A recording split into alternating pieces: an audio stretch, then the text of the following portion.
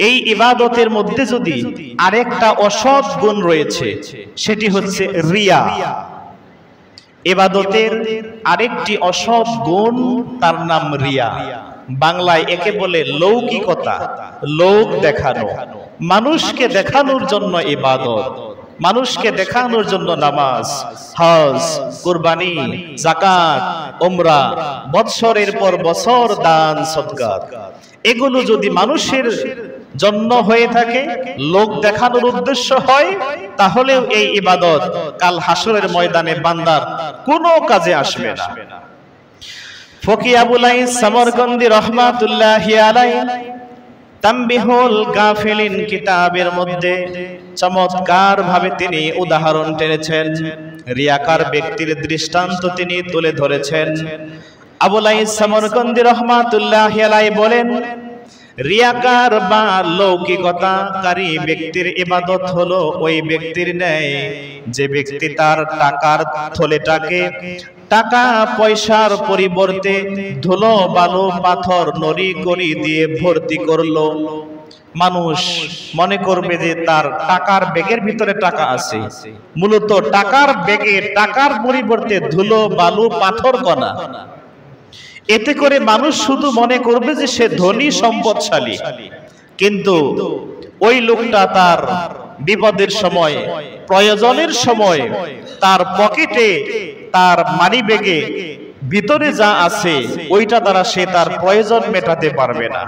ঠিক একই রকম ভাবে রিয়াকার ব্যক্তি, লৌকিক, মানুষকে দেখানোর জন্য যারা ইবাদত করে, এদেরকে মানুষ অনেক আল্লাহওয়ালা, নামাজি, নেককার ব্যক্তি ভাববে, কিন্তু আল্লাহ রাব্বুল আলামিনের দরবারে ওই ব্যক্তির কোনো বিনিময় বা প্রতিদান, উত্তম বিনিময় তার মিলবে না। বলুন নাউজুবিল্লাহ। সম্মানিত হাজিরিন, এই জন্য রিয়াকার ব্যক্তি যারা হবে, এদেরকে সম্বোধন করে আল্লাহ রাব্বুল আলামিন রোজে মাহশারে বলবেন, ইযহামু ইলাল্লাযীনা কুনতুম তুরাউনা ফিদ দুনিয়া ফানজুরু হাল তাজিদুনা ইনদাকুমুল জাযা। ওরে আমার রিয়াকার বান্দারা, দুনিয়াতে তোমরা যাদেরকে দেখানোর জন্য আমার ইবাদত করেছিলে, লৌকিকতা ভরে তোমরা ইবাদত করেছো, আজকে তাদের কাছ থেকে ইবাদতের বিনিময় নাও। আমি রব্বুল আলামিনের কাছে তোমার ইবাদতের কোনো বিনিময় মিলবে না। প্রিয় নবী সাল্লাল্লাহু আলাইহি ওয়াসাল্লামের এক সাহাবী রাসূল পাকের কাছে এই হাদিস শোনার পর বললেন, ইয়া রাসূলুল্লাহ, ইয়া হাবিবাল্লাহ, আমি তো অত্যন্ত গোপনে আল্লাহর ইবাদত করি, পরে আমার সেই ইবাদত প্রকাশ হয়ে যায়, এতে আমি আনন্দ অনুভব করি, মনটা আমার ভালো লাগে। হে আল্লাহর রাসূল, এটাও কি রিয়া, লৌকিকতার মধ্যে পড়ে? আল্লাহর হাবিব বললেন, সাহাবীর মনের অবস্থা বুঝে বললেন, হে আমার সাহাবী, এতে করে তুমি আল্লাহর পক্ষ থেকে ডাবল সওয়াব অর্জন করবে।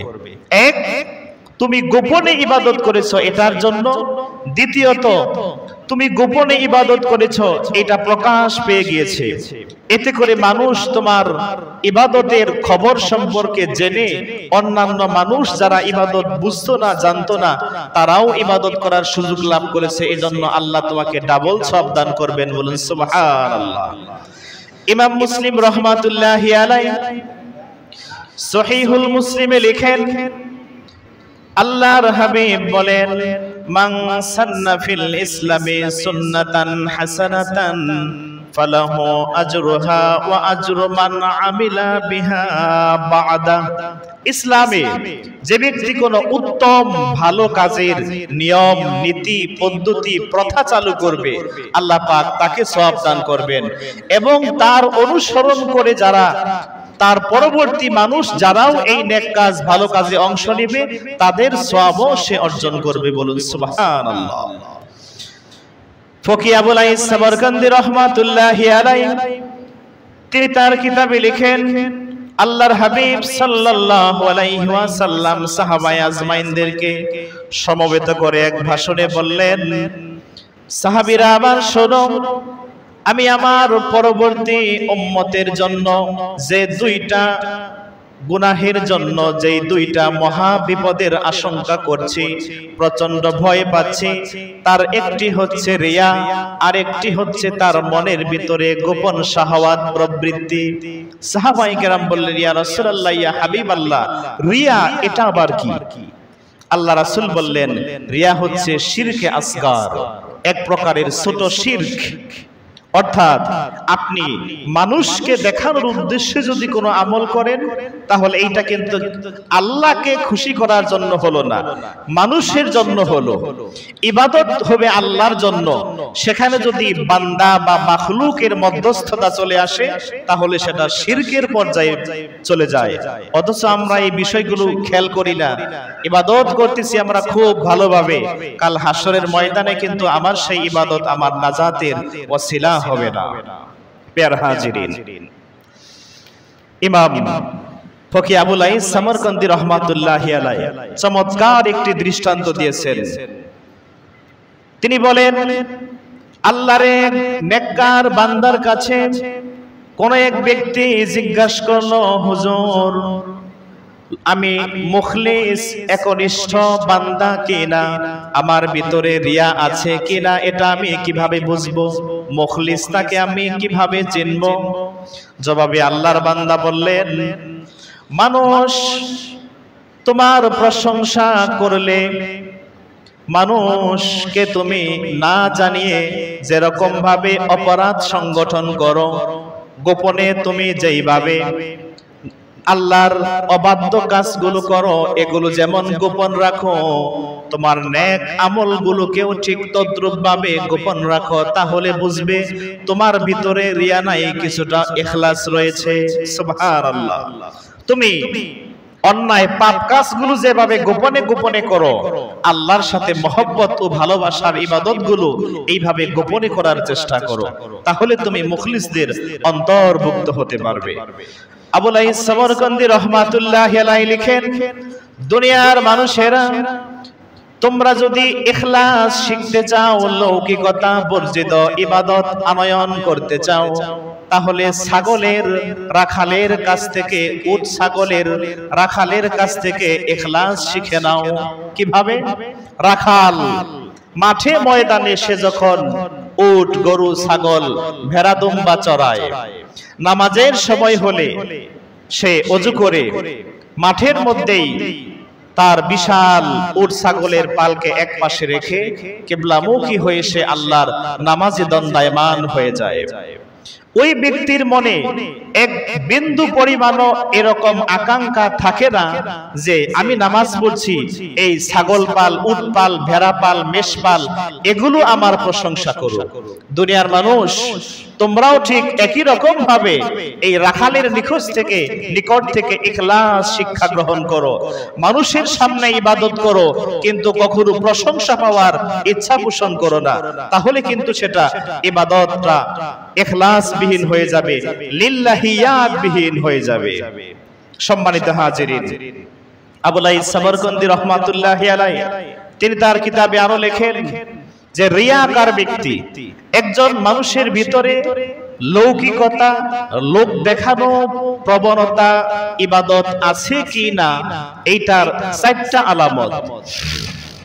1 নাম্বার আলামত, আবুল আইস সামরকান্দি রহমাতুল্লাহি আলাইহি তিনি বলেন, রিয়াকার ব্যক্তি সত্যিই রিয়াকার কিনা তা বোঝার ও জানার জন্য 4টি আলামত রয়েছে।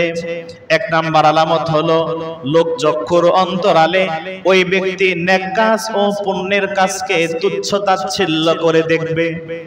2 নাম্বার হলো, মানুষের সামনে পূর্ণ উদ্যম, উৎসাহ, আগ্রহের সাথে সে নেক আমল করবে।